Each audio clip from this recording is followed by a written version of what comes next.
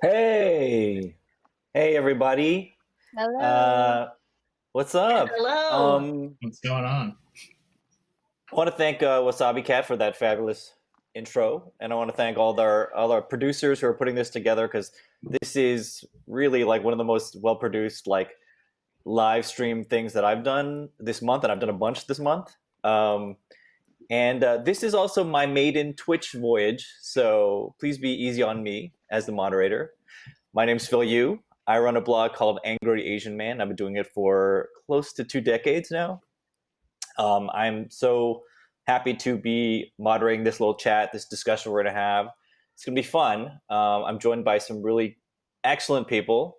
Wasabi Cat kind of gave the intro, so I'm gonna skip the sort of the beefy version of your intros. But we've got Eugene Lee Yang, Jenny Yang, Kayvan Daragheh, and Tracy Chou. Tracy's coming to us all the way from London. So, hey everybody, what's up? How's it How's going? everybody doing? This is exciting. I can't believe this is yeah, like a voyage totally. for people, right? Yeah. Yeah, I've never so been this on panel Twitch either. is entitled. Yeah, right. That's what I'm saying, and I was surprised to hear that, Eugene. So we're kind of Twitch, virgins in that way. Ooh, sexy. So this panel's called "But Where Are You From?" But where are you from? I think all Asians in America know that is a very fraught question when we're asked. It's loaded when we're asked that question. It means different things when different people ask it. So I actually thought we could start it off by like kind of, as a way to sort of introduce ourselves. I'm going to ask that question to all of you. Where are you from? And when I ask that, you get to answer it however way you want. So, Eugene, where are you from? Well, I hail from the occasionally great state of Texas. But my parents are both immigrants from Korea. Sweet. Jenny Yang, how about yourself? Oh, goodness. Where are you from? Where am I from? I am from Taiwan, Taipei, Taiwan. I came to this country when I was 5, grew up in Southern California, and I don't know. Where am I from? I'm from a suburb in LA called Torrance, where it was the community that birthed all of the winners of America's Best Dance Crew MTV show. All of the hip hop dance groups. Shout out to suburban Asians, suburban Asian Americans. Shout out to suburban hip hop Asians. Kayvan, how about yourself? Where are you from? So mine's a little complicated. I was born in England. My mom is from Macau originally, and then through Hong Kong. My dad is from Iran, and then through England. So I grew up in the UK, and then moved when I was about 14 to North Carolina. Lived in the south of the U.S., so I lived in North Carolina and then Tennessee for about 6 years. And now I'm from Brooklyn. But I feel like Brooklyn is maybe the place that I feel like I'm from, and I've kind of felt like I was from my entire life, which is a little strange. But And Tracy, where are you from? I usually answer by saying I'm from California, Bay Area, which works well with being in tech. I grew up in Silicon Valley, but my parents are from Taiwan. I identify very strongly as Taiwanese as well. So shout out, Jenny, Taiwan. Tracy, where in Silicon Valley are you from, if you don't mind sharing? I lived in Sunnyvale and Los Altos and went to high school in Mountain View. My high school was not too far from Google and even invested in the seed round of Snap. So I am very Bay Area, Silicon Valley through and through. I too am from the 408. I grew up in Sunnyvale / Cupertino. Oh yes. So yes. I'm feeling the 408 love here. When people ask me where I'm from, I usually say weekend. Yeah, Cupertino Village. Yes, I'm right. That's my hood. That's my hood. When people ask me where I'm from, that's where I say I'm from the Bay Area. I mean, I like to sort of ask that question because like I said, when people ask Asian Americans, where are you from? A lot of people are expecting a different answer. So it can be a very loaded question for us. If you're in the comments, why don't you guys shout out where you guys are all from? I'm seeing Blazin 92 says yay area, holla. You know, so Someone just grabbed some wine behind you. yeah, Yeah. He has the right I did not idea. discover that we didn't have Yeah. a virtual background. About yeah, we got 10 some minutes background ago. action going. I should I think also the mention expectation. that I hold. I just wanted to mention that I have a dual citizenship from Chromatica. If you're aware of Gaga's Planet, just so you know that there's a gay Asian up in here. We recognize that. I am an immigrant. I am a sometimes immigrant to the Bachelor Nation. Oh. I'm I probably wanted part of to kind of. as well. Yeah, you know. I wanted to kind of go Wait, like- along. So the stereotype of where are you from? It kind of goes along with the fact that people see us as not from here, right? And so I was wondering if we could kind of talk about the stereotypes, because this is about, we're supposed to talk about stereotypes in a comedic way. That was sort of the tagline for this panel. But I wonder if we go along and talk about stereotypes and our way of dealing with stereotypes. Particularly, I'm kind of curious if we could all answer questions about what stereotypes do you guys actually, we spend a lot of time resisting stereotypes and trying to buck stereotypes. What stereotypes are you guys actually guilty of fulfilling, actually, as Asians? And you can be honest, this is a safe space. And if people in the comments want to shout out, like, you can admit what stereotypes as our Asian folk are you actually guilty of fulfilling? Anybody? I play the violin. I'm a classical violinist. I think that is maybe one of the big ones. You know, like that's been like an entire thing my entire life. Like my parents will like the type to make me practice every week and like literally like do the exams and play in orchestras and stuff. So I think that's a big one that I fit. I went to math camp once, and that was probably the last time that I was actually good at math. And that was one that I think I kind of fit there too. And then I am a big anime, manga, video game person, so I just spend a lot of time doing those things. So I feel like those are some stereotypes that I fit into, maybe more than anything. Eugene?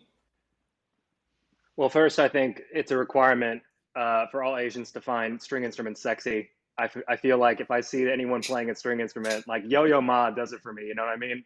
I'm like, wow, look at the way they move their fingers. There's so much passion. It's like an extension of their being.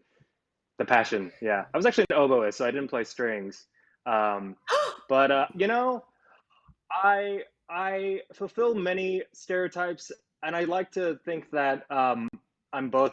We're all just like, we're all complex, right? So we're many stereotypes that we definitely are examples of, and then there's also ones that we personally go against. I did want to bring up, Phil, one that I want to admit to, like, come out in this broadcast, and I don't want you all to jump on me, but Okay. I'm an Asian who loves to wear shoes in the house. I know. What? I'm sorry. I don't know. I'm sorry. I'm turning this off. I'm sorry. I'm turning this off. Very I just want to distracting. bring that up. To take my shoes off like a good Asian boy, Oh. but you know, right when I got to fucking college, I was running through my apartment like I would stand in the bathtub with shoes on. I was living my best life. Eugene, I'm crying a little bit. Am I banned? I feel like a deep I am so betrayal upset right now. I'm so upset right now, Eugene. Oh my god! I'll even put it up on the couch sometimes. We have a Oh, man. rebellion in the chat. We have a rebellion in the Eugene chat Lee right Yang, now. No relation, okay? Eugene Lee Yang, Jenny Yang, no relation. Oh, Jenny, invite me over to your house. I'm gonna walk everywhere with my shoes. No. Jenny is my friend. I've been over her house several times. She has slippers provided for everybody who takes off their shoes wow. at the door. It's very courteous. Listen, I was well trained. That might be how I fit a stereotype. Okay, so Yeah, that I is a feel way like that fitting a yeah, like Eugene fitting a is stereotype is bucking the one stereotype. thing. Yeah, but like, what Jenny if you Yang. don't fit the stereotype? You know what I mean? Like, you don't have to. That's the thing. It's like I want the freedom to not fit a stereotype and fit a stereotype. Like, I don't want to feel bad because I did well in school. I worked hard for that shit. You know, 4.5 GPA. Listen, I've got scholarships and fellowships. Okay, I checked off the list to make my immigrant family feel like their trip was worth it. Okay, so you know, I think we want the right to like feel comfortable. You know what I mean? Like, I want to see a world, okay, where I could be out here, all right, holding chopsticks, eating fucking shrimp chips, stinky tofu out in public. You know what I mean? Like, I want that. I want that world. All right. This is my I have a dream speech. No shame. No shame in any of these stereotypes, right? We should be able to embrace it. Yeah, especially let's not have shame when we fulfill the stereotypes. Especially if we work on the other side to make sure that, you know, people understand us as whole human beings. You know what I mean? Any other stereotypes anyone want to cop to, though? Tracy? I think I am the most stereotypical. I was a perfect student, got perfect scores on everything, to the point that my high school decided to call in the news crews so that I could talk on TV about how I got perfect scores on everything. It's very Oh painful. my God. Yeah. Wow, I'm so proud of you. Yeah. I know. Tracy, hold They up. No, even- here's they the even question, brought though, it- Tracy. Here's the question. Were you able to get into the World Journal? Were you able to get into the Mandarin, Yes. the Chinese language newspaper? Yes. I even That's had to it. do an interview. I had to do a TV interview in Chinese where they were asking me, what are your favorite subjects? Why do you like science? I knew just enough to talk about how much I liked physics. I know. Yeah. I'm proud Tracy of is that the 16-year-old me. Yes. Tracy's that kid. And then I became Tracy's a that software kid. engineer. Yeah. Yeah. Tracy is that I kid who worked at shows all up the in the important World companies. Journal. And we're all like, no. You're making it hard for the rest of us. Then I went Yeah. to Stanford, which was not Harvard, but it's okay. I went to Stanford, studied engineering. I was the co-chair of the Taiwanese Cultural Society, which ran dumpling Wow. days as our signature event. So we would make anywhere between 1,000 to 2,000 dumplings on our dumpling days. So I'm very good at making dumplings. Let's see, in Chinese school, which I went to all the way until end of high school, we had to learn Chinese poetry. So I could recite Tang Dynasty poetry to impress the parents. Okay, Tracy, now Yo. you're just bragging. Yeah, Wow. seriously.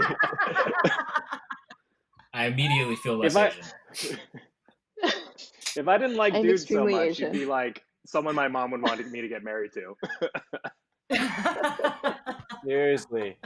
Like Tracy here is the standard by which all Asian kids are shamed when they're growing up. It's like, why can't you be more like No this one girl tell we their don't even parents. know?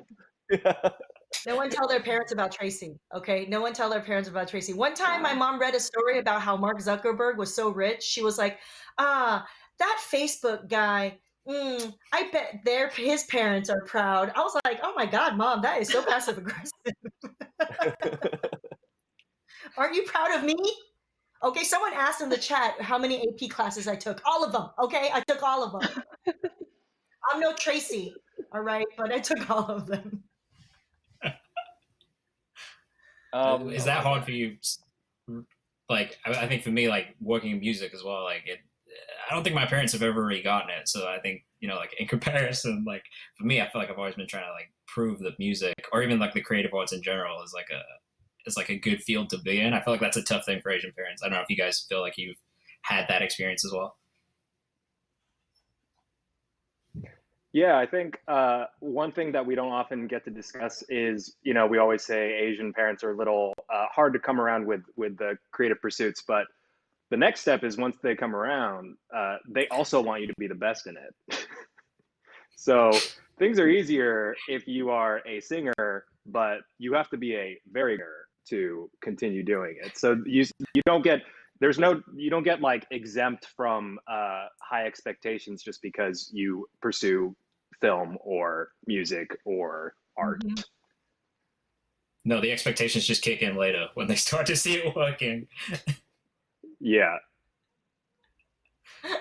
You know, it's so funny. I think we expend a lot of energy trying to, you know, defy stereotypes, and our sort of public front-facing image is trying to distance ourselves from these things that have been kind of caged in our community as our Asian American identity in a lot of ways. But I think that these stereotypes and these things that we are grappling with and trying to distance ourselves from, it has a lot to do with what we know as Asians set up as model minorities. That has a lot of things that, you know, that informs a lot. Those stereotypes inform this conception of Asian Americans in this country.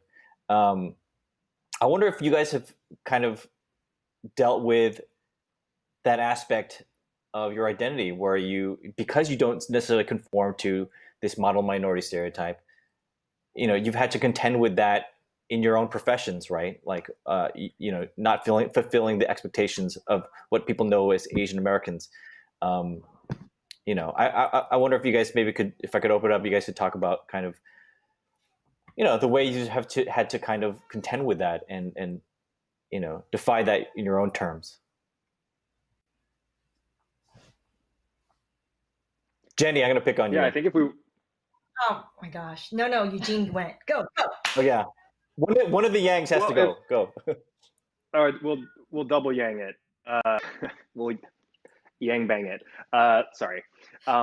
The it's I think we know that it's the model minority myth and or standard is fraught with a lot of history when it comes to you know, white people in power who are propping us up as sort of this exemption to a rule that they've established to keep black and brown people down. You know, it's hard because I think when you're young and you're a young Asian American kid, you feel you don't necessarily have the experience of the weight of how much this has affected American culture in the past. You just feel like in some ways you're either being zeroed in on for being either exemplary or being pressured to be that way. And that in itself is its own unique struggle. But certainly, I think with the more we're exposed to how that has, you know, negatively pitted people against each other, it broadens this peer or be better, but who exactly is the one spinning that narrative or writing that narrative, and who is it benefiting in the end? Because it doesn't in the end benefit Asians to sort of propel this myth that we are in some way high functioning minorities. It is like the core of so much that is damaging, and it inherently sows mistrust between us and other people that we should be allies to. Thanks. That's right. Yeah, I agree with that. Go ahead. On the second half of this Yang Bang, I would like to say, since Eugene brought up model minority myth, I feel like model minority myth is such a mouthful for something that should be really simple, right? Where it's like, we shouldn't be proud of having the stereotype necessarily that we are all Tracy, even though Tracy's awesome. Do you know what I'm saying? Because because the problem is Tracy is actually rather exceptional, and Tracy is not everyone.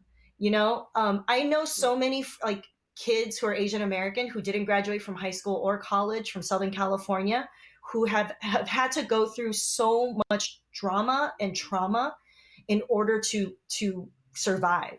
You know what I mean? Like, people have felt suicidal. People have felt like they don't deserve to exist simply because they don't fulfill this expectation of being a straight A student who goes to Harvard, you know? And I think that's the dark side of this expectation for us to fit this sort of, you know, good stereotype vision of who we should be as Asians. Because Asians sometimes, especially our parents, they like to perpetuate that. They want to like advertise that Asians are a certain way when it's really fucked up, you know? when it's not Yeah. true, and it also puts undue pressure on so many of us to be one certain way. What a boring community we would be if every one of us was the same. And we're not, you know what I mean? So I just think it's like, it's so important for us to speak up on that, and also speak up that it's not cool, because it's literally Asians right now are being used as a weapon against Black people, against Indigenous people, against brown people. Like people out there making policies and changing, like affecting our lives, are straight up pointing to Asians to say, look, they're the good minority and you're not being good like Asians, so therefore you're bad, which is so fucked up. And we shouldn't stand for that. And I think with things that are happening in the world right now, I think it's important during APA Heritage Month that we reclaim the idea that solidarity is Asian Pacific American heritage. The fact that we standing next to another group and saying, we are here. The 1965, immigration laws happened so our whole community could come here, only because of the civil rights movement and the suffering and the action that Black folks did in order to gain rights for people who were not white. So, that's just my little soapbox. Second half of the Yang Gang Bang Bang. I don't know. I just started writing.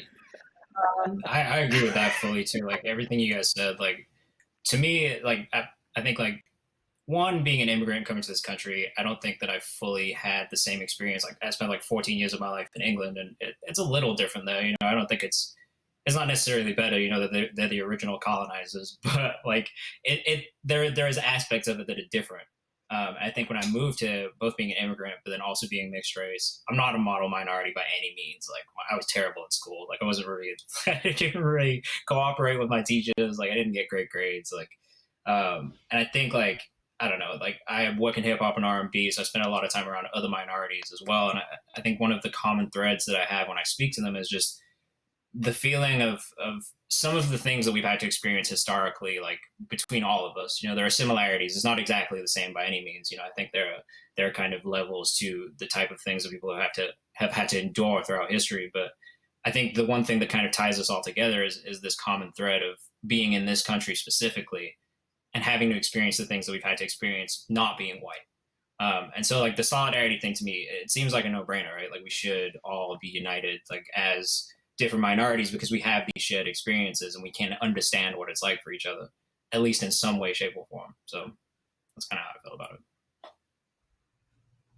it. The thing about the model minority myth is something I've been saying a lot lately. Is like, look, you're the model minority until you're not.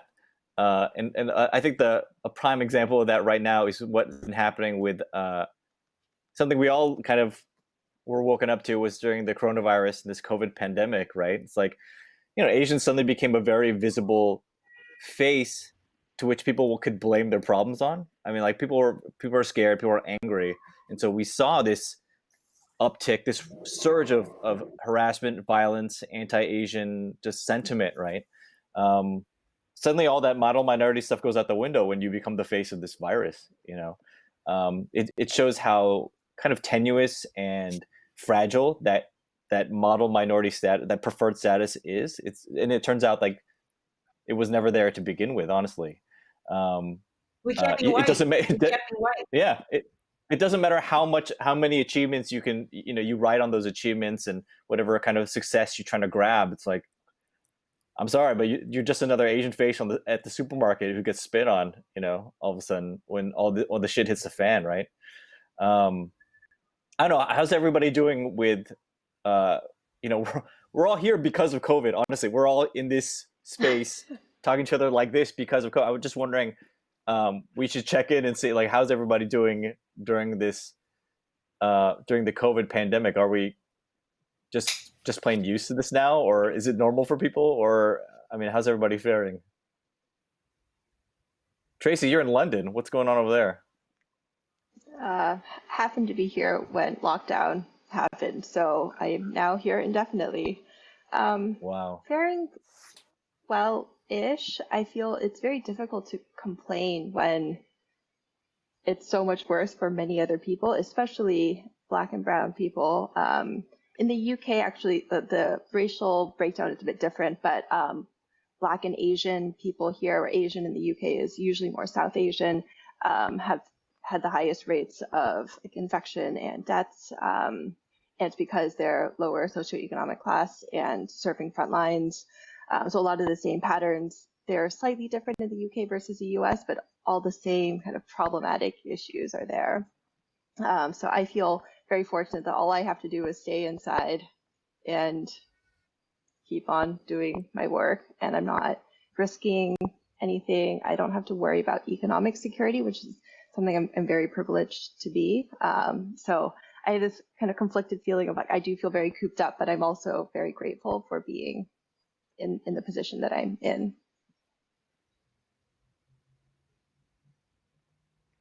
I've developed more of a bad drinking habit. I thought I was I was already borderline problematic with drinking, but now I did determine that I think 1 p.m. is the appropriate time when happy hour starts. It's been creeping more towards 11 a.m. I did joke before this call. I was like, is anyone drinking right now? But no, I think we certainly.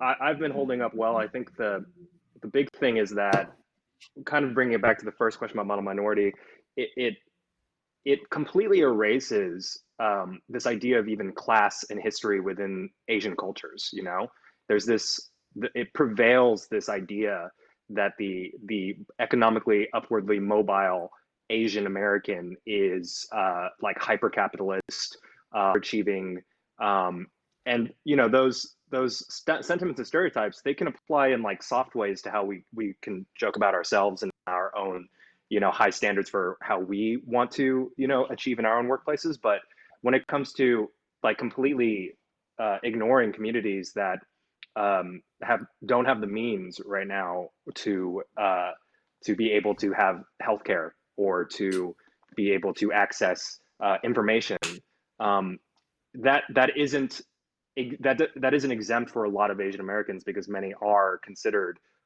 lower middle class to lower class. So it's something that I think is a conversation that needs to be brought up more, because you know, the place of privilege we even have about referencing ourselves, even in a sense of being applied pressure to even do well in school, is that because our parents, who, to be fair, by and large, the immigrants who moved here, like our parents, who worked their asses off to develop that mentality, did not come from like great means themselves. You know, they were escaping colonization and wars, and so, you know, they themselves were already, you know, victims of a system that was steeped in white oppression. But for us to, you know, come to a place where our parents are telling us like, you have to achieve highly to get to essentially to gain respect, it's tough, because, you know, you have to be afforded a certain amount of privilege to have that even as a child. So something like COVID just reminds you of that, because you are, for me, like I'm stuck into my first house that I just moved into, and that itself is just is attached with so much privilege that not only I enjoy and take advantage of sometimes, but, you know, it's not, though, indicative of all Asian American experience. Word. I forgot the question. I love that. Yeah, I kind of forgot sorry, too. I mean, I just let Eugene preach for a little while. Yeah. No, by the way, yeah, Tracy, I love that wherever you got quarantined in London, there's an Instant Pot available. Yes, got the Instant Pot. Also bought the Peloton, you can see behind me. That has been my Wow. my quarantine has just been on the Peloton the whole entire time. That's how I'm coping. Yeah. Are you trapped? Do you need help from the Peloton? Right. Do you need help? Do you need help? Did your husband buy it to you as a gift to like get in shape? I actually have a photo on the Peloton where I was trying to look like the Peloton wife. I think I pull off a pretty good impression. I've been pretty addicted to my Peloton. Yeah. Anybody else? I mean, so you've been doing the Peloton and cooking on the Instant Pot. Making at this dumplings. point I in made dumplings. yeah, oh, and making dumplings, exactly. At this point in the quarantine, like, where are we in terms of like thinking about like, are you guys? Has anybody rethought their identity during this time? Especially, I always said that like May is Asian American Pacific Islander Heritage Month, and I said this is going to be the worst Heritage Month or the most important one ever, or both, right? I wonder if anybody's given sort of thought on that aspect of our identity, our community as a whole. Where have you seen people sort of step up? Where have you seen people kind of falter? And where are you seeing just like this is very depressing? One thing that I've been thinking about today, or the last few days especially, is even though it is Asian Heritage Month, a lot of the issues around anti-Black racism are kind of at the forefront right now. Like there was a lot of anti-Asian racism as coronavirus was starting, but I feel like right now what's top of mind really is like the horrendous state of anti-Black racism, which has been in the United States and across the world for a very long time, but kind of like reaching a fever pitch right now. And it's a bit horrifying to just sit at home and get all of the news through Twitter and like these like glowing screens of horror, and feel very disconnected from what's happening, but also like enraged and wanting to do more. I guess it's not irrelevant that it's Asian Heritage Month, as communities of color, we should stand together. And I think there is a history of anti-Black racism in the Asian communities that we need to address and try to figure out how we can be better allied. But I still feel very early in my journey of figuring out a lot of these tough questions.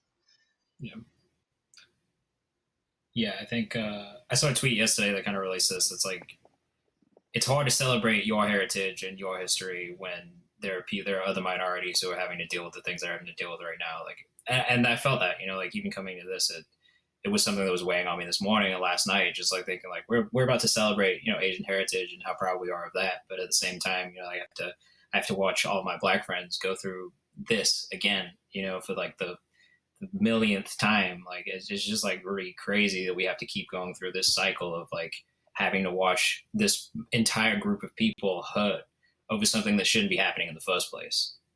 So I think that for me has been the toughest part about this, and then really this month as well. Is just like, it's hard for me to celebrate my heritage when I have to watch my friends have to be so afraid of theirs in a way,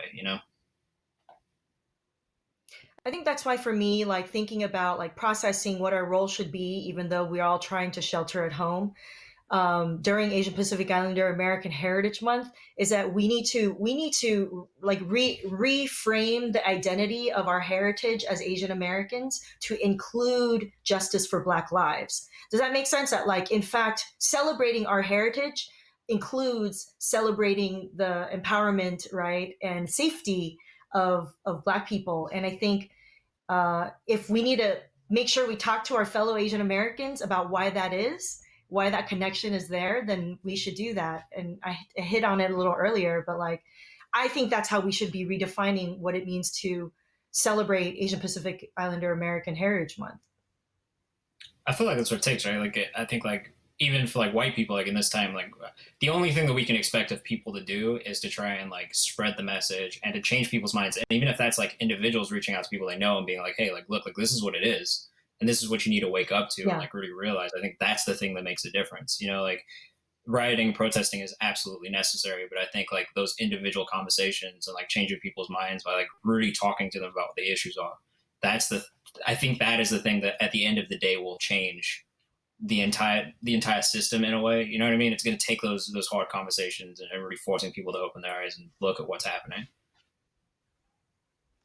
Yeah, and I wonder in the future, like maybe this will be one of the last panels that are called sort of like a general "where are you from?" Because that, again, when you think about it, it immediately puts us in a position in which we have to contextualize ourselves from a majority white perspective. It's this idea of essentially centering even my childhood, which, the idea of minority immediately puts me in this like historic mindset about my relationship with the white majority in America, but it ignores my complex and equally important dynamic relationship with my Black friends growing up and my Mexican American friends growing up. You know, it sort of diminishes the often looked over and important dialogue that is needed now more than ever to establish what is an Asian American relationship without the overwhelming context of white history.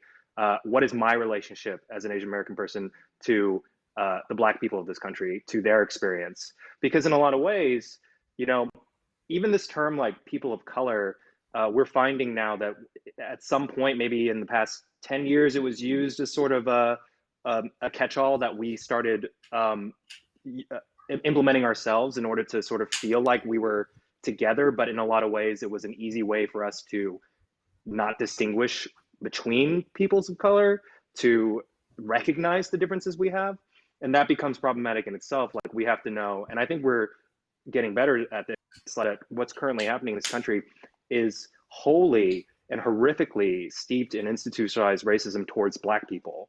And how we as a culture, and even how our families have either unknowingly or knowingly perpetuated it or fought against it, we have to be very like specific about it. And I think that's what's going to be really empowering moving forward in these months where we celebrate ourselves, is to, you know, like, remove Karen out of the situation. I'm so tired of talking about Karens in my life. You know, they're going to be there, but I don't need her like hovering over my shoulder, because like I've talked about that for over 30 years. And, you know, I think it's tough because we are in echo chambers, because on Twitter, by and large, you either have people who are going to troll against you or people who are going to agree with you. But what I always implore, you know, especially younger Asian Americans who are becoming more enlightened to these topics, to engage people, especially in their families, because we know in November we're going to have a very important election, and I'm still related to some people who are going to definitely vote for Trump. And that is a fight I have every day with them, on the phone, in text messages. Like, I'm not letting like that shit slide just because, you know, we happen to be blood related. Like, because that's not cool anymore. That's not anything that we can even consider acceptable as young people who are active in parts of our lives. We have to be active in all aspects of our lives. You know, I think, yes. I think when we look at Heritage Month, I think the biggest distortion of that of this idea of it is that it's all about us celebrating how proud we are of being Asian Americans and Pacific Islanders. I think the most important aspect of that is looking at our heritage and look at the history that got us here. And then if you learn something along the way, and you have to kind of figure out, what does being Asian American and Pacific Islander mean in this context, in the larger the rest of the world? It isn't just about being like, you know, being just proud and showing off like, oh, we're good at this, or, you know, we got this, or we're proud of these people. It really is about introspection, about what your identity is going to mean for your place in the rest of the world, and what's our community really got to say. And I think that has come to, I mean, for everything that's happening right now in the news, as we close out May, I think this is a good time for us to be truly introspective about all of that. You know, I want to shout out this link we got at the bottom right here before we go into sort of our next, because I want to address this head on. So I want to shout out justiceforbigfloyd.com. I encourage everybody to check out that link, learn more, and donate. I want to give you this question. So undoubtedly, you guys have watched the news this week. You heard about what happened in Minneapolis. What was your reaction when you saw the Asian cop just standing there in the footage? Because I know my reaction was, this was not a face that I wanted to see today. You know, when I looked at this headline, like because in a lot of ways it makes it, for me, it makes me come face to face with the truth that I'm often uncomfortable grappling with. So I want to pose it to you guys. What did you think? What did you feel? What's your reaction? No.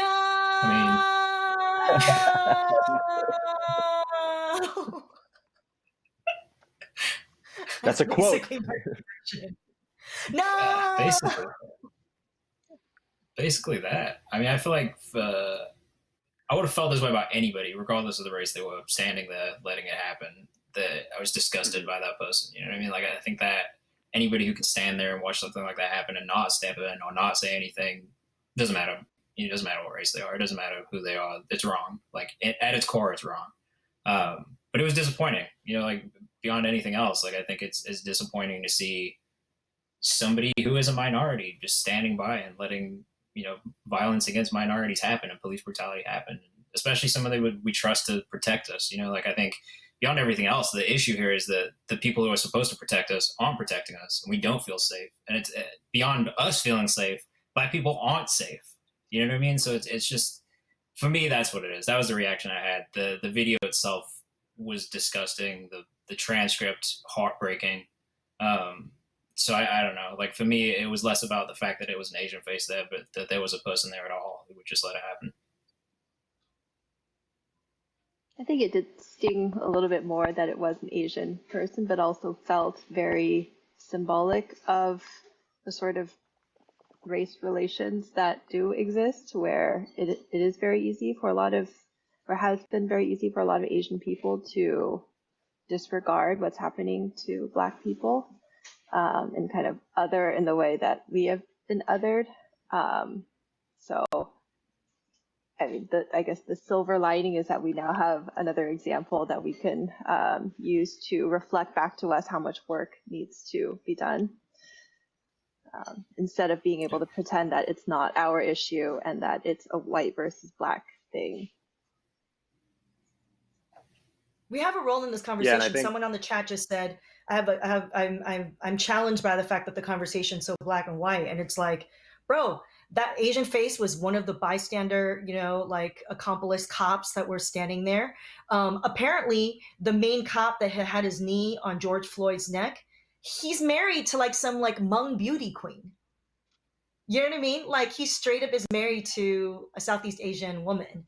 And I'm just like, man, even if Asians, we complain that we feel invisible, we need to insert ourselves, especially in these conversations, and like make it very clear what side we're on. I feel like that's all we have to do. You know what I'm saying? Like, that's literally all we have to do. You know? Yeah, I think it's important that, especially in these times with George Floyd and the many instances, I mean, we have to remind ourselves that these moments of the point in which we are at with these protests, it happens to be the few times that you catch a cop killing a Black person on camera, and then it happens to get shared. But this is something that we have to recognize has happened countless times in history and is unseen, unheard, and this is one of those very rare instances where it's exposed to the public. And there's this, I think there's the one onus on us, especially as Asian Americans, is recognizing the best way to be allies is to let Black people have their space to express their pain, their reaction, their like total right to also like not have to talk about it is very important. It's a delicate balance for us. And I think that then you see the image of the cop, the Asian cop, and that is just it's a distinct reminder, because I also then have to think, like, what does my Black friend think of when she or he sees that photo? You know, to me, it's a clear, like, I know I'm denouncing my mind, but it's a loaded image of what then is the history of anti-Blackness in the Asian American community, in Asian communities at large. There's so much stuff that goes into that. And for me, especially in these moments, I have to be ultra sensitive on making sure that I'm trying to respect the centering of and outrage as much on for the Black community, for them, to give them that space before I try to process it myself. But it is, as Jenny said, like, the baseline is making sure that they know that we are supporting them and that we in no way condone or accept or claim that type of villain, really, that type of person who would stand by and let that happen. Yeah.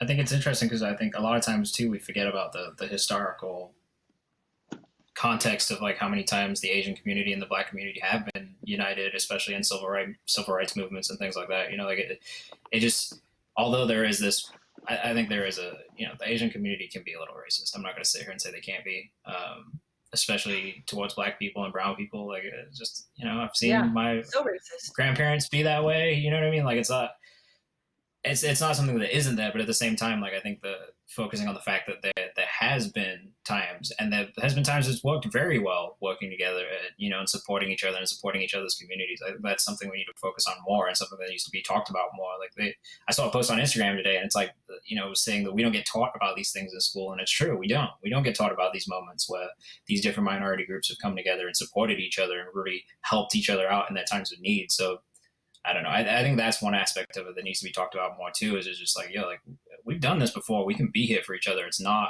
as difficult as you might think it is. You know, I think that something that our community likes to say a lot is representation matters, right? We usually talk about that in matters of media representation, but in the case of that Asian cop in that video, that's also representation. And I'm not saying it's good representation, but it's representation that we have to reckon with. You know what I mean? And so in a lot of ways, I think seeing him there was like, it sucked. It was disappointing, but it was also like, we need to, you know, face reality and use this as a time of opening up that conversation and being real with ourselves about the anti-Blackness in our communities, which we cannot pretend does not exist. You know, we got some questions in the pit. Yeah. Oh, yeah. Oh, go ahead. Yeah, I was just going to add that, like, we should acknowledge that there is a reality that immigrant communities of all different kinds, especially within Asian American communities, sometimes people are just trying to do what they can in order to survive and try to like live the best life they can. And unfortunately, that is a lot of times at the expense of Black people. And so, you know, it's like it's either or and both. You know what I mean? It's like, yeah, man, like sometimes people who are Asian feel like they have to align themselves with whiteness or cops or whatever in order to survive or feel powerful or make a living. And I think that's just something we need to like fucking talk about. Yeah. Denny Yang, fucking talk about it. That's I feel like I've been watching a lot of like this is like kind of random, but I feel like I've been watching a lot of like historical like Asian drama and like TV recently, and the more I watch it and the more I think about the way that you know Western people came to the East and really just like whitewashed the culture like massively, has really been like something that's been blowing my mind recently to think about too. You know, like historically we've spent all this time under the thumb of white people and white culture and what they tell us is right or correct or good, and you know I think that plays a big part in it. You know, we've been kind of conditioned to think that what is white is what is right. So that's just been something that I noticed kind of watching older historical things. I mean, the media narrative of that pits Asians and Blacks against each other. I mean, it makes a great sensational media narrative, you know, and people eat that shit up, you know what I mean? And then who benefits from that ultimately, you know? I want to turn to the chat. We got a question from Yippity Doodah. Yippity Doodah says, I am currently based in a city in which the conversation about race is very black and white, to the point where Black folks have specifically said to me that I, as an Asian American person, am not a person of color. It feels like the conversation about anti-Blackness is very focused on changing our own communities, which makes so much sense. But is there a way for us to have conversations with the Black community about our legitimacy as a non-Black, non-white community as well? I have some thoughts on that, but I'll throw it to you guys first. No, Phil, you go ahead. Okay, I will. Yeah. I think that second part Phil. of the question about having conversation about our legitimacy as a non-Black, non-white community as well. I think that we need to be in this because we want justice and we want to see the right thing done, right? Not because we want pat on the backs and we want a membership into the POC community. I think that a lot of that is about perception, and I'm not here for trying to be perceived as a member of the club. I just want justice. You know what I mean? If you're against racism, you're against racism. No matter who it happens to, and not just when it happens to us, right? And so I need to be, and I need to do that even when my desire to see justice happen is not accepted by everyone. So I don't know. I feel like sometimes we concern ourselves with a little bit too much about how we're perceived when we're doing this, and we just gotta stand together as a community and make our voices heard when it needs to be heard. I don't know. That's yeah. That makes sense.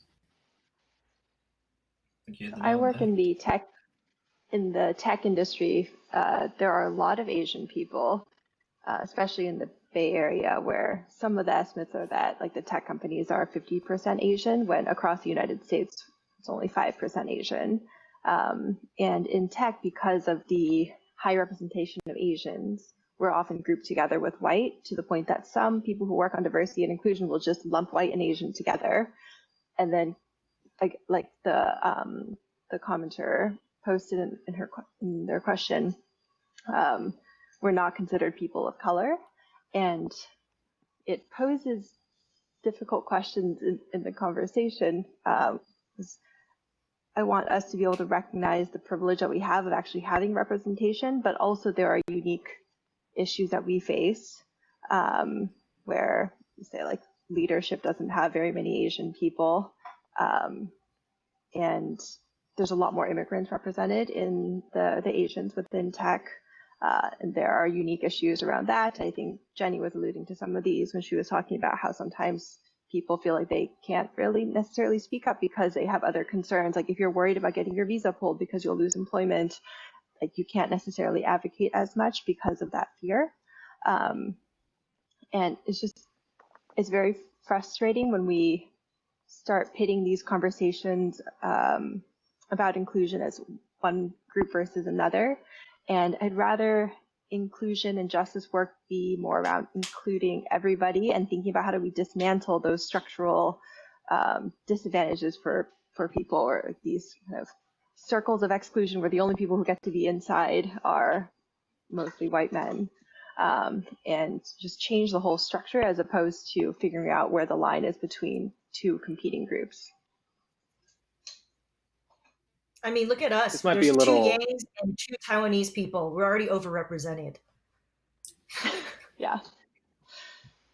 Oh yeah, I mean, No, one of the other Sure, interesting things, yeah, there's like not a lot of Southeast Asian representation within tech. I'm coming from a very tech perspective, but there's a lot of East Asians and South Asians, and very few Southeast Asians. Sometimes the South Asians are not really what people think of when they say Asian. Like, Asian is a very broad category. It's very frustrating when things get so flattened, or we just lose all the depth and interestingness of the community. It's such a massive continent. Yeah. I think there's a ton of countries in there. I think pertaining to the question about what one can do, I personally grew up in a community where for most of my childhood, I was the only Asian family. So my entire experience was essentially understanding that, more in hindsight, the most I could do was represent myself honestly, because if anything, I became the reference point for everyone around me for what an Asian person was. Very much like we just talked in the UK, like Asian for them immediately is more South Asian. You know, a lot of it is depending on your experience in your locale, but the most you can do is be honest, and of course be sensitive to when your friends who are Black or brown or another Asian, like, you have to understand that whatever you are feeling because of the discourse happening around you, whether you feel excluded or included, or if it's not necessarily going the way that you would like it to in terms of the way people are presenting themselves, you have power to change the way someone is perceiving you, because that is their prerogative. It's their right. It's how they see the world. But what you do have the power in is making sure that, one, your reaction to that doesn't negate them or negate the situation where you become confrontational with them, because then you will then impose a new or furthering idea that you as an Asian person are complicit with white people or against Black people. It's a sensitive balance, but you have to just always stand by the truth that is your experience and yourself, but also make sure that you are not alienating other people, even if you feel like you're being alienated. And that sometimes is tough, but even that amount of ownness and discomfort in that moment, you'll see so much more benefits in terms of how people regard you and their experience with you as an Asian American, because you're only enriching their experience with you not being able to, bend to the will of what either any other community is saying how you should be. Do you know what I mean? It's like you have to just represent yourself. And we often talk about that in a kind of romantic sense in how Asians are portrayed in media, like often the idea of being like solely the Asian person representing blank in film or TV or on the internet. And all you can really do is just stay true to your experience and don't let what power structures exist make you essentially fall into the trap of putting yourself against other communities, especially other communities of color. Word.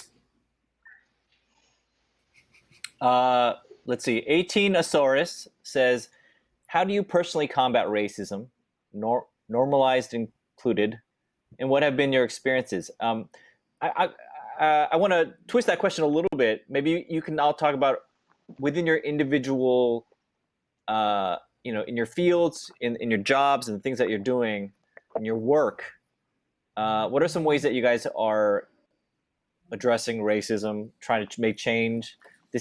We already talked about voting. This is an important year. Maybe you guys can give examples of things that you.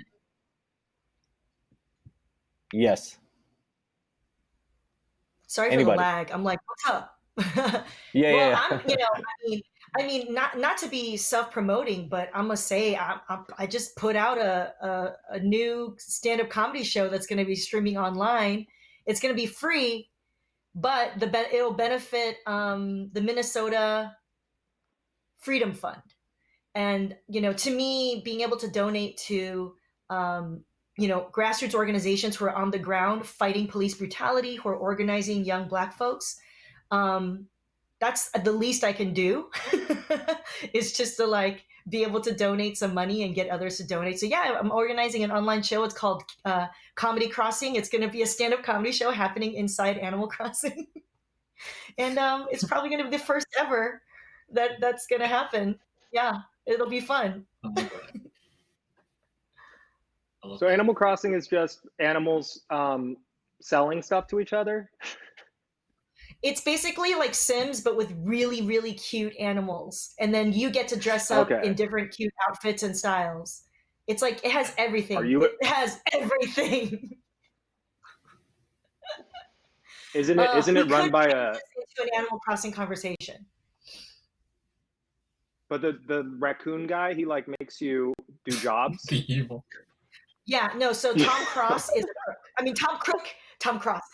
Tom Nook is a crook, is what I'm saying. Tom Nook is the raccoon, and we are indebted to him the first moment we arrive on our little raw island. Okay. I just can't believe people are playing a game where they're voluntarily working. We're all day. All I'm doing is farming and doing errands, Eugene. It's not right. All right. So today's my first day on Twitch, but I'm also I'm gonna have to go join Animal Crossing, just because I want to see Jenny's comedy show. So and find out what all this nonsense is about. I'm totally lost right now. Anybody else want to talk about what you guys how your work is addressing change? I think for me, so my day job, at Genius, I do a lot of the interviews for Verify, Deconstructed and stuff. So I get to interact with the artists a lot and talk to them about their lyrics and what they're saying in their songs. And I think with a lot of the young rappers, and I mean rappers in general, they come from a world that I think a lot of people don't really understand. So like for me, like one of the things that I think I can do, at least in my job, is help tell the story, and when I'm interviewing about their lyrics, really get into the experiences they've had. We were talking about it earlier today as a team, and it made me think back to an episode that I did with this rapper, Maxo Cream, who's from Texas. And he had a lyric in his song kind of like about, his first experiences with police or his experience with police. And it was around the time of something like this happening as well. So I remember when he came and sat down, like one of the first questions I asked him was like, hey, like, tell me about the experiences that you've had with the police as a Black man in Texas. And kind of like what kind of an effect that's had on you in your life, or how that left you feeling. And I think for me, that's what I aim to do in my interviews. When I do interviews, I want to make sure that we're telling the story accurately and that people are getting a real representation of the experiences that people have when they're growing up in the places that they grow up in. Because I just think it's very difficult for you to put yourself in someone's shoes and just imagine what it's like, but hearing it from the first hand and really hearing the stories and like what kind of effect those things had on them in their lives, I think that's what we could do, is just kind of spread the message and spread the story of what it's like to grow up in an area where you have to face policing and police brutality and inequality in massive amounts.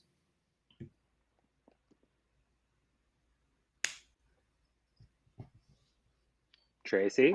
For me, I think of myself as having almost like two lines of work. One is kind of like my Twitter life, which is more around diversity and inclusion activism, particularly in tech. And I co-founded a nonprofit called Project Include, which works with tech startups on diversity and inclusion. One of the things we push really hard for there is to broaden people's perspective of what diversity and inclusion is. For a very long time, it was mostly let's get more women. They're probably white. Let's just get more white women in. And that is not a very effective form of diversity and inclusion. So pushing people to think about race and other lived experiences and identities and intersectionality. And so there's kind of the activism piece of my work. My day job is actually running a new startup I founded called Block Party, which is building tools to combat online abuse and harassment. It is not explicitly trying to address issues of race, but in the way that technology is never neutral, although people would like many of the builders of technology would like to pretend that technology is neutral. What we're trying to build to give people more control over their experience online. For example, on Twitter, if you want to be able to more easily filter what's coming at you, this, I believe, will disproportionately benefit women, minorities, marginalized groups who kind of online experience amplified versions of what happens in real life, which is the sort of discrimination and harassment. So hopefully, if we are successful, we can make it much easier for more people to speak and engage online, whereas a lot of platforms now say that there's freedom of speech. They're trying to protect people's freedom of speech and practicality when there are certain groups that can speak and others that get harassed offline. Those people are self-silenced or censored. So trying to bring like the promise of the internet back where people can actually engage and benefit from being online. Yeah. I love it. You're so impressive, Yeah. Tracy. Yeah. Oh my God. Love it. Don't tell our parents about her. I'm so proud. I think my parents are watching, so I know I'm going to get a phone call later on. I love that, Tracy. I love blocking people. I subscribe to block lists. Oh, for sure. If any of us have had any amount of time online, we know what that's all about, right? I mean, we've dealt with our share of, and I'll come to this. I've been running my blog for a very long time, so I've dealt with a great deal of, online, like the haters, shorthand, the haters. But I acknowledge also, like, the amount of harassment that I get online is nothing compared to my friends who are women, and Asian women especially. We can compare war stories. It's just like not even close. So the thick skin I develop is nowhere near sort of the ways that my Asian friends, women friends have had to deal with this. We have They're nasty. People out there are nasty. Yeah, people suck. We have a question in the chat. This one is also for Tracy. and I had this question too, so I'm glad they raised it. Twitter in a first in big tech recently marked Trump's insensitive tweet as promoting violence officially. Yes. Officially, although there are lots of technicalities that platforms such as Twitter must tread. How do you think? Do you think the dynamic will change if big tech actively takes a stand against the promotion of this agenda? Basically, what do you think about this? About them stepping in and basically saying what all of us have been saying all along, like these tweets promote hate, these tweets promote violence. It doesn't matter if it's coming from the elected president of the United States. Tracy, as our tech expert. I think it's yeah. I don't know if I could speak for all of tech, but in answer to the question of like, will the dynamic change? Certainly. I think it's long overdue for the builders of technology to take responsibility for what they have put out there, even if there were good intentions. And the idea behind platforms like Facebook and Twitter was originally just to connect people. I think as in many other domains, we can't just look at people's intent. We have to look at the impact and what the consequences are. And I think it's very, I don't like the way that a lot of tech people will try to pretend that because there's code and it's incomprehensible to a lot of people that they can then say it's neutral. And it's not our bias. It's just the code. It's the algorithms. But what's actually true is that it's still people who are building all this technology, who embed all of their biases into the product design, into the algorithms, into what data they're using, and all the decisions that people at tech companies are making actually have a very real impact in the world. And just because they don't want to take responsibility or take a stand doesn't mean they don't bear some of that moral guilt when really bad things do happen. It doesn't mean that it will be easy to figure out what the policy should be. And I understand, having worked at a lot of platform companies. So I've worked at Google, at Facebook, at Quora, and at Pinterest. I've worked on moderation tools. And I've sat beside the people who are making hard policy decisions, reviewing content. And it's not going to be easy to figure out what is acceptable, what's not acceptable. And so we're going to have a lot of these tough conversations. But in some cases, when things are clearly wrong, I don't think it should be so hard for platform companies to take a stand. I'm quite proud of my former employer, Pinterest, for being one of the first few platform companies to take a stand on anything related to this. So Pinterest last year in search results just stopped showing anything related to anti-vax. And like in some of the interviews people did with them, they said, like, we don't know about where the line is for every single case. And that is an argument that some companies like Twitter in the past have said, like, oh, like, we don't want to be the ones to be the arbiters of truth. We don't know what the exact standard is. So because we can't define the correct standard to use in all cases, we don't want to make any judgment calls. Pinterest just said, like, well, maybe we don't know where the line is in every single case, but in this case, we know this is wrong and it's causing harm. And we know what the science is, so we're just not going to allow this to distribute on our platform. And I think companies should take more of a stand and take this responsibility, even if sometimes they'll get it slightly wrong or they're going to have to adjust and iterate on what their call is. That's it. Yes. Oh, that's it? Oh, wow. Yeah, that's it. Anybody else have takes on this? Get Trump off Twitter. That's it. That's my only thought. Get him off Twitter. He should be doing his job. What's he doing?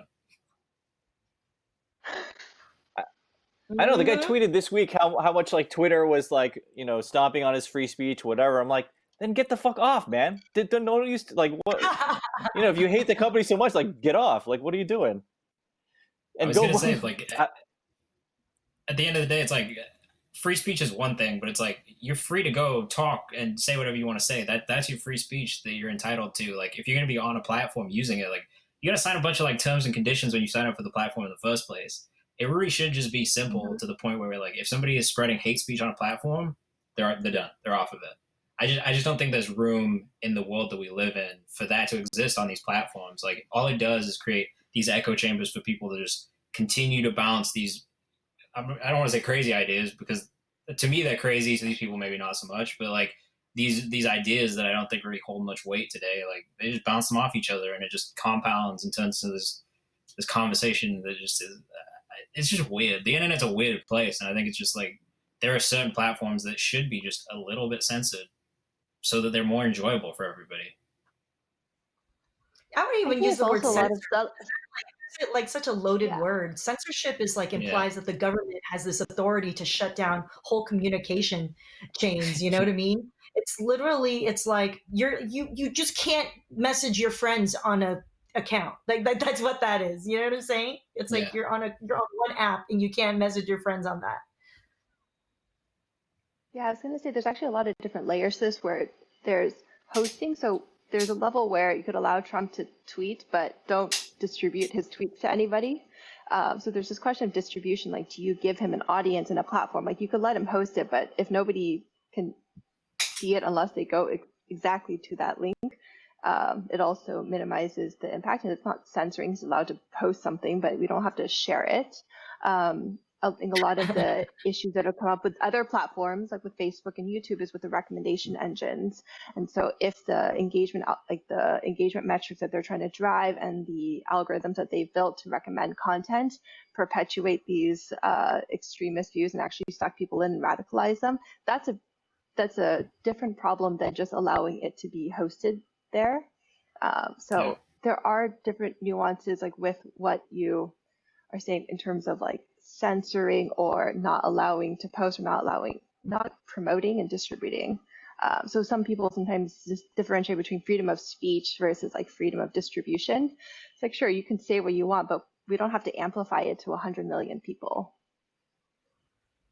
Tracy's and I think the most disturbing thing is that it's become this argument about free speech and censorship, when truly the argument is only there in the first place because the definition of what hate speech is being so radically altered by those in power that this idea that what he is saying, to even suggest that it's not flaming white supremacy or flaming anti-trans sentiment or whatever the fuck he's doing as the leader of the free world, the fact that we are even just ignoring the idea that it doesn't qualify as hate speech to begin with, that's where we have this huge cultural problem. And that's, unfortunately, now I think it has to come into the hands of the platforms to help censor that. Well, not censor, that's not the word, but to help, essentially navigate the best ways to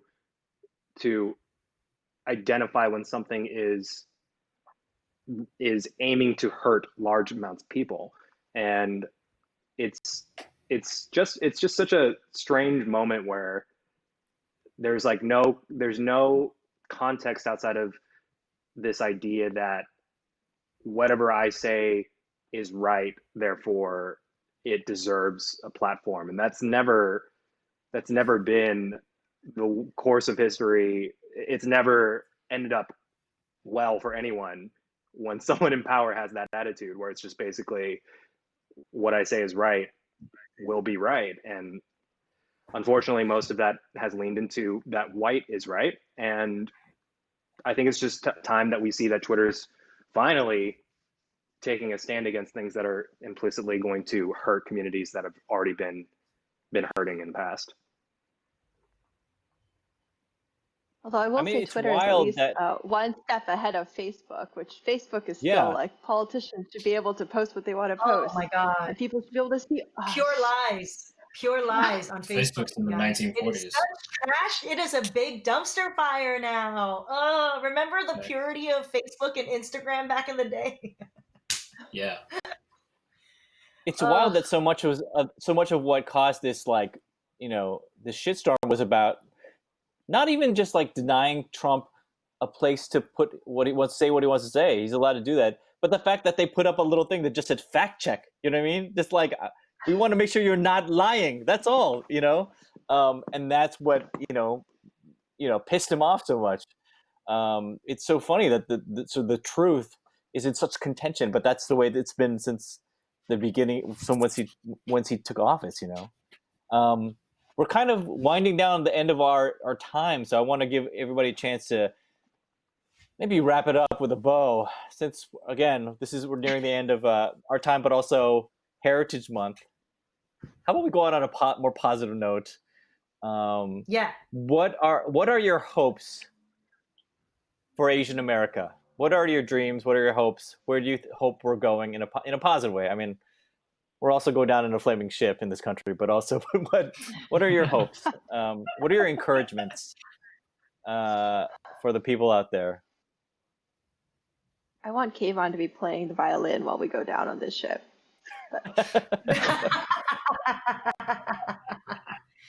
I'll play clarinet and Eugene will play oboe. And do we have a quartet in here? Tracy, you Oh, know yeah. you play an instrument. Don't lie. Yes, I'm so Asian that I not only play piano, I studied the Chinese zither, the guzheng. So I've Oh my God!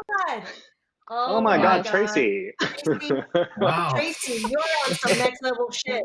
That's That's the what I'm cherry saying. on top. We cannot expect everyone to be like Tracy. It is not possible. If it makes you feel any better, it's still not quite good enough for my dad, who has said that I am okay for my generation, but would not compare to his generation. So still not good enough, Oh, which is very, very Asian as okay. well. Very Asian dad of him. Yeah. Classic. That's something for all of our therapists to figure out. But sorry to derail from Phil's question. I can put an answer first. What I am hopeful for and optimistic about, what I would like is for Asian Americans to feel as American as anyone else in America. I personally feel like growing up, I never quite felt like I belonged or that I had a home, like kind of stuck in between cultures.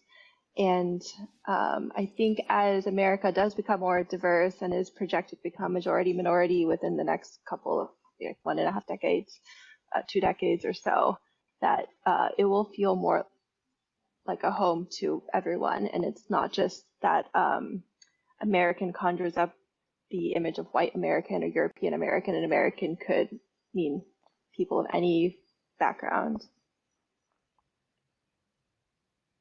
I think for me, there's like a couple things. Representation is one. More representation. I think like as a kid, and this is something I thought about more the older I get. Like as a kid, I never saw anyone who looked like me on anything. And I think that for young Asians growing up now, like I would love for them to be able to look up to people and be like, "Yo, it's great to be Asian. I'm proud of it. I'm happy to be Asian." And then the other part of it for me is acceptance. I think being half Asian as well, and I don't really look that Asian. You know what I mean? Like I think like if we're going to stereotypes, I don't look stereotypically Asian. And I think for me, acceptance within the Asian community has been kind of tough my entire life. And I would love for the Asian community to think about that more, especially when we're talking about mixed race people who kind of fit into multiple cultures. Like I think that is important, that acceptance. So that's kind of what I'm hopeful for. Yeah, I think that's a learning process of our community. We're still figuring out who we are, who is in our numbers, like we need a more inclusive vision of our community. And that's something that is sort of a constant evolution, I think. So I hear that. Yangs. Yeah. What's our vision, Yang. Yang? Yeah. More non-Yangs to join Asian conversations. Apparently, it's a very popular last name. I'm Korean and you're Taiwanese, so Taiwanese, Chinese, yeah. Our ancestors were not very very clever. But yeah, I think one.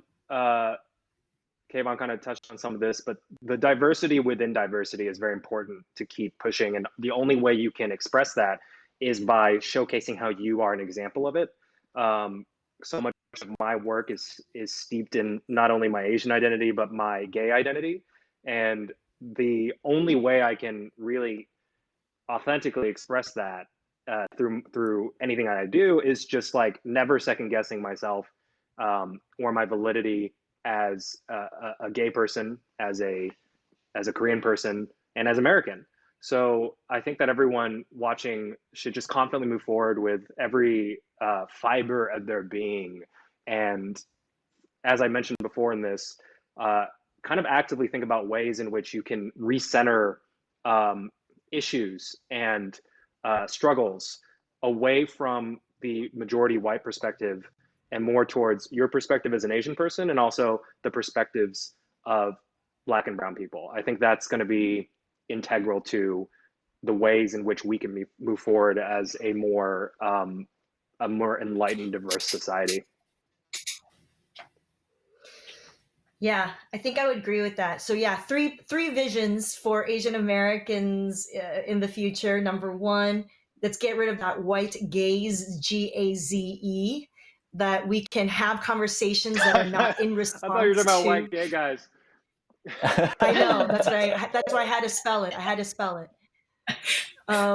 Let's get rid of the white gaze, GAZE, because we can tell our stories. We can have our own conversations without being in reaction to what they say about us and how they see us. Number two, if I were to diagnose, and this is a working theory, and I think we should continue this conversation. My working theory is that to be Asian American, that the key existential angst, we could argue about what words we want to describe.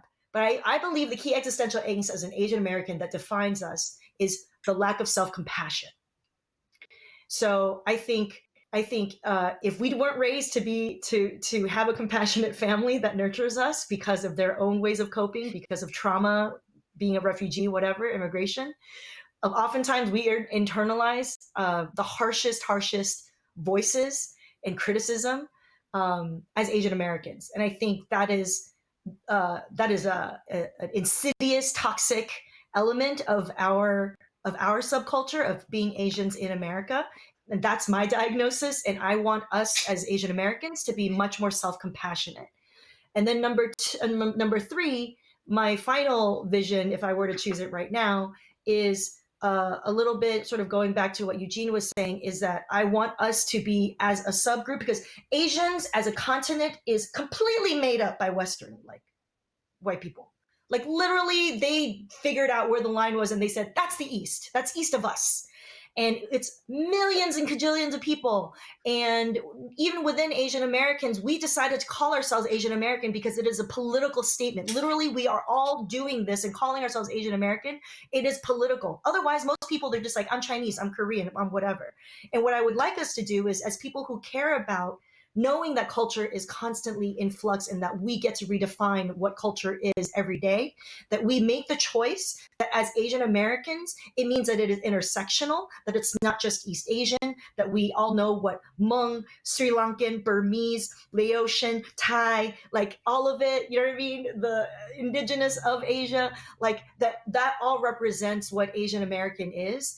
And that it's also issues of class, of sexuality and gender, that these are all things that define us, and that in not just seeing ourselves that way, but once we see ourselves that way in that diversity and intersectionality, that we make a choice to say an injury to one is an injury to all, especially those of us who are the most vulnerable. And that applies not only within our community, but also when we are allied with other communities. And so that is my vision for Asian America. That's it. Okay, here. That's it. Yeah. I mean, what else is there to say? Let's That's hear it. yours as well. How about you, Phil? Yeah, I want to hear yours too. I think I'm basically what Jenny said, but less eloquent, I suppose. But I hope that we can just be more kind to one another. I think right now I'm just feeling the weight of this month and this week, and so I'm tired. You know what I mean? And I think I feel like we just could be more kind to one another. It'd be great. That's my simplest way of saying that, I think. And yeah, so that we're at the end of this time. We're running over a little bit, so first of all, I want to thank everybody for tuning in. I want to thank our panelists, Eugene, Jenny, Kayvan, Tracy. You guys are so cool. And thank you to the production team, like running stuff behind the scenes, because y'all don't know, but they're working overtime. It's been really dope. But yeah, and then please donate to the American Immigration Council. That's what this whole thing's for. And yeah, happy Heritage Month, everybody. Let's close it out with a bang. Peace, everybody. I guess I'm throwing it to somebody. Somebody's gonna do something when we all log off, Thank you. right? Thank you, Yeah, thanks, guys. Phil. Thank you. Thanks so much for having us.